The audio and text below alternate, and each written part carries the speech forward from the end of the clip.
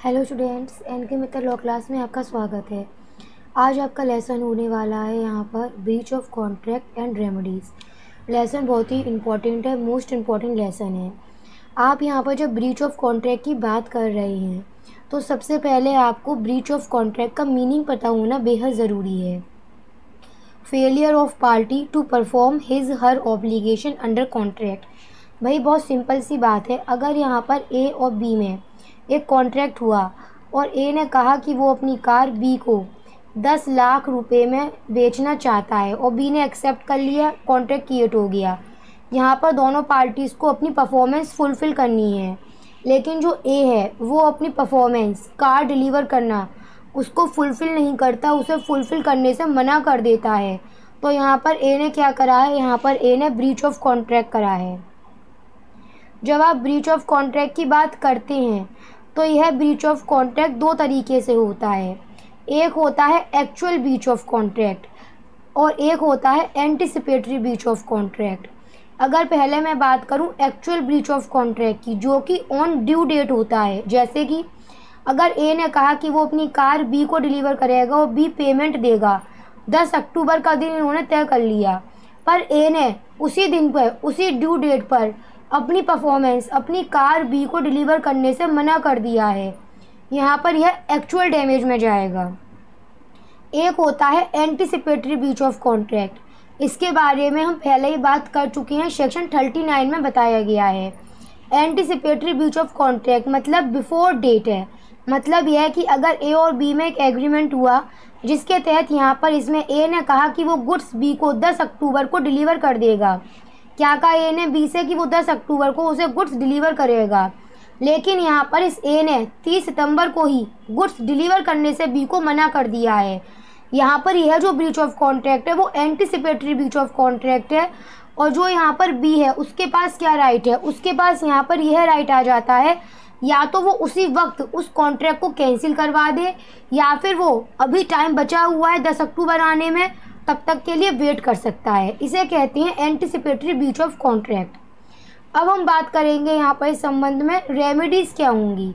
भाई जिस पार्टी के साथ में ब्रीच ऑफ कॉन्ट्रैक्ट हुआ है उसके पास में क्या रेमेडीज़ हैं।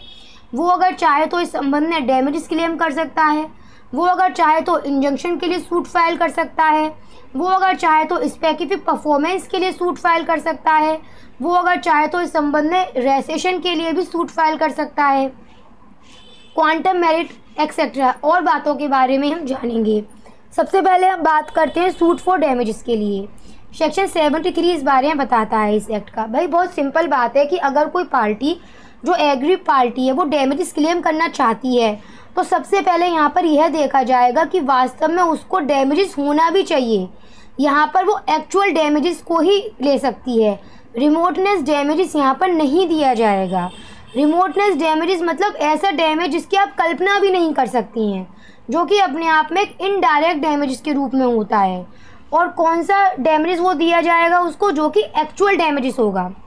टेस्ट ऑफ रीजनेबल फोरसाइट मतलब जिसके बारे में आप कल्पना कर सकते हैं, डायरेक्ट डैमेजेस है, पर रिमोटनेस डैमेजेस इसमें इंक्लूडेड नहीं किया जाएगा।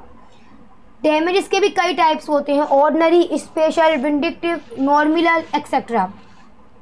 अगर हम बात करें इस संबंध में ऑर्डिनरी डैमेजेस के बारे में तो सबसे पहली बात तो एक ये आती है, डैमेजेस में एक लीडिंग केस आता है आपका हेडले वर्सेस वैक्सनडेल का एक लीडिंग केस है, वो जरूर देखिएगा आप।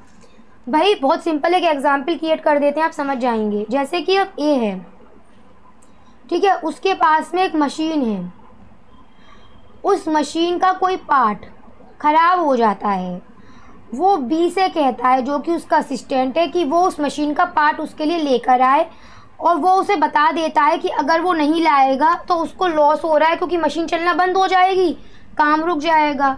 यहाँ पर बी नेग्लिजेंसी काम करता है, जो काम 2 दिन में हो सकता था यह उसे करने में 2 हफ्ते लगा देता है।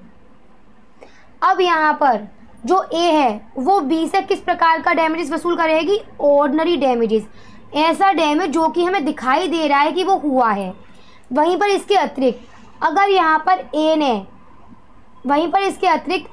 ने सी के संग एग्रीमेंट कर रखा है कि इस मशीन से जो भी प्रोडक्शन होगा वो उस सामान को सी को बेचेगा, और यहाँ पर ये वाली बात इसने बी को बता रखी है कि अगर बी ने इसे 2 दिन के भीतर, एक रीजनेबल टाइम के भीतर उस मशीन का पार्ट लाकर नहीं दिया तो इसको कितना ज़्यादा लॉस होगा। इसने बता रखा है इसको कि अगर इसको यहाँ पर जो सी के संग एग्रीमेंट है वो प्रॉफिट भी उसका लॉस में चला जाएगा। अब उसके बाद भी जो बी है वो नेग्लिजेंसी वर्क करता है और 2 हफ्ते में वो पार्ट लाकर देता है इसको। अब यहाँ पर जो ए होगा वो किस प्रकार का डैमेज क्लेम करेगा, स्पेशल डैमेज, जिसके अंतर्गत वो जो ए का सी के संग जो लॉस हो रहा है एग्रीमेंट का, क्योंकि सी ने मना कर दिया उसको टाइम पर गुड्स नहीं मिल पाए, सी ने मना कर दिया, एग्रीमेंट खत्म कर दिया सी ने, तो यहाँ पर अब ए क्या है, ए यहाँ पर बी से इस डैमेजेस की भी भरपाई करेगा क्योंकि बी इस बारे में अच्छी तरह से जानता था। एक होता है विंडिक्टिव डैमेजेस। देखिए इस प्रकार का डैमेज जिसमें कोई आपको मनी लॉस नहीं होता बल्कि रेपुटेशन से रिलेटेड लॉस होता है, उसे हम कहते हैं vindictive damages. Nominal damages, nominal मतलब ब्रीच ऑफ कॉन्ट्रैक्ट तो हुआ है पर जो डैमेज है वो बहुत ही कम हुआ है, बहुत ही मामूली हुआ है, लगभग हुआ ही नहीं है, उसे कहते हैं nominal damages. Damages for deterioration cause by delay, मतलब यह है कि जो कैरियर होता है जिसके माध्यम से गुड्स आप यहाँ से वहाँ भेज रहे हैं, जो कैरियर है अगर उसके द्वारा गलती की जाती है, उसके द्वारा नेग्लिजेंसी वर्क किया जाता है, उसके द्वारा जानबूझ के गुड्स को डिलीवर करने में डिले किया जाता है, तो यहाँ पर उसको कंपनसेट करा जाएगा, उसके द्वारा कंपनसेशन दिया जाएगा। यहाँ इस संबंध में pre fix damages pre fix damages मतलब यह है कि पार्टीज जो होती हैं कॉन्ट्रैक्ट की वो पहले से ही तय कर लेती हैं कि अगर किसी पार्टी ने कॉन्ट्रैक्ट को ब्रीच करा तो वह अदर पार्टी को इतना सर्टेन अमाउंट देंगी, उसे कहते हैं प्री फिक्स डैमेजेस, जिसके बारे में सेक्शन 74 में बताया गया है। लिक्विडेटेड डैमेजेस एंड पेनल्टी से रिलेट करता है, मतलब कोई भी एक सर्टेन अमाउंट पार्टीज अपने आप में फिक्स कर लेती हैं, कोई एक एस्टिमेट अमाउंट यहाँ पर पार्टीज फिक्स कर लेती हैं कि अगर सामने वाली पार्टी ने ब्रीच करा तो उसे इतना परसेंट, इतना अमाउंट उसको एज अ डैमेजेस देना होगा। पर इसमें एक बात याद रखिएगा इस संबंध में, यहाँ पर इस प्रकार का अमाउंट फिक्स कर लेने के बाद भी यहाँ पर कोर्ट के द्वारा इस संबंध में रीजनेबल अमाउंट ही दिलवाया जाएगा, कम अमाउंट भी दिलवाया जा सकता है पर वो उससे ज़्यादा का अमाउंट नहीं दिलवाया जाएगा। और एक बात याद रखिएगा इसमें, अगर गवर्नमेंट के साथ में किसी प्रकार का कोई कॉन्ट्रैक्ट किया गया है और तब कोई पार्टी उसको ब्रीच करती है तब वहाँ पर इस संबंध में होल अमाउंट ही दिलवाया जाएगा। अदर रेमेडीज कौन सी होती हैं? सूट फॉर रेसेशन है, जैसे कि कैंसिलेशन है। अगर ए ने कहा था बी से कि वो उसे अपनी कार बेचना चाहता है, बी उस टाइम पर तैयार था पर बाद में बी ने मना कर दी, तो ए के पास यह भी रेमेडी है कि ए जो है इस पूरे कॉन्ट्रैक्ट को कैंसिल भी करवा सकता है प्लस डैमेजेस भी क्लेम कर सकता है।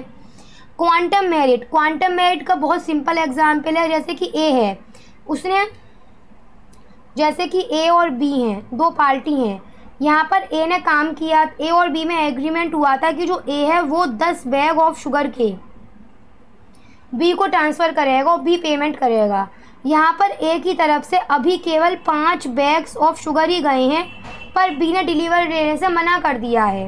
अब यहाँ पर ए जो है उसके पास ये राइट है कि एटलीस्ट उसने जितना काम कर दिया है उतना काम का पैसा तो उसको मिलेगा, उतना पेमेंट तो उसको मिलेगा ही मिलेगा। यहाँ पर इसको कहा गया है क्वांटम मेरिट कि जितना पार्ट आप कर चुके हैं अपनी परफॉर्मेंस का उतने का पेमेंट तो आपको दिया ही जाएगा इसमें। जैसे कि अगर प्रिंसिपल ऑफ एजेंट का एग्जाम्पल ले सकते हैं, अगर कोई प्रिंसिपल है और वो एजेंट को काम से हटा रहा है, रिवोक कर रहा है उसकी ड्यूटी को, तो यहाँ पर एजेंट ने जितना काम कर दिया है एटलीस्ट उसको उसके बदले में उतना पेमेंट तो मिलना ही होगा, उसको दिया ही जाएगा उतना पेमेंट।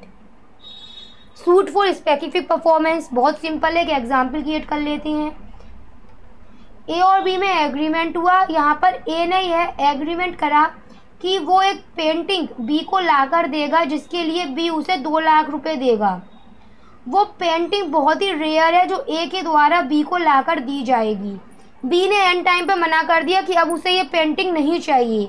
अब यहाँ पर जो ए है उसको एज अ मनी जो कंपनसेशन मिलती वो भी उसके लिए पर्याप्त नहीं होती। उसके लिए ज़रूरी यहाँ पर ये है ए के लिए कि कैसे भी करके बी से परफॉर्म करवाया जाए अपनी परफॉर्मेंस को। इसके लिए वहाँ पर वो सूट फॉर स्पेसिफिक परफॉर्मेंस दाखिल कर सकता है जिसमें वह कोर्ट से रिक्वेस्ट कर सकता है कि बी को फोर्स किया जाए कि वो अपनी परफॉर्मेंस फुलफिल करे। इसे कहते हैं suit for specific performance. Suit for injunction, एक एग्जाम्पल कर लेते हैं। ए जो है वो एक फिल्म प्रोड्यूसर है, उसने बी को एज अ एक्टर अपने यहाँ अपॉइंट किया है। उन लोगों में एग्रीमेंट हुआ है कि एज एन एक्टर जो बी है वो लगभग 1 साल तक ए के लिए ही काम करेगा, कहीं और काम नहीं करेगा। 6 महीने बीतने के बाद ही जो बी है वो सी के साथ किसी अदर फिल्म प्रोड्यूसर के साथ काम करने चला गया है। यहाँ पर ए के पास ये राइट है कि अगर ये चाहे तो इस संबंध में सूट फॉर इंजंक्शन दाखिल कर सकता है। अगर ये चाहे इस संबंध में तो यहाँ पर यह बी पर स्टे लगवा सकता है और वहाँ पर वो उसे रोक सकता है कि वो किसी अन्य जगह जाकर काम नहीं कर सकता है। वहीं पर इस संबंध में सेक्शन 75 जो है वो इसमें यह बताता है, सेक्शन 75 इसमें यह बताता है कि भाई जिस पार्टी के पास में कॉन्ट्रैक्ट को कैंसिल कराने का अधिकार है उस पार्टी के पास में यह अधिकार भी है कि वो इस संबंध में कंपनसेशन भी रिसीव कर सकती है, जिसका सबसे अच्छा एग्जाम्पल आपके सामने है। ए एक सिंगर है, बी मैनेजर है। यहाँ पर मैनेजर जो है बी, उसने इस सिंगर को अपने थिएटर में परफॉर्म करने के लिए अपॉइंट किया है। यहाँ पर उसने यह कहा है कि अब से 2 महीने तक हर एक हफ्ते 2 रात में यह आकर परफॉर्म करेगा ए, पर ए 6 नाइट को नहीं आया है। अब यहाँ पर जो बी है उसके पास ये राइट है कि वो इस कॉन्ट्रैक्ट को अभी कैंसिल करवा सकता है और इसी के साथ में डैमेजेस भी क्लेम कर सकता है। और इसी के साथ आपका ये लेसन कंप्लीट होता है।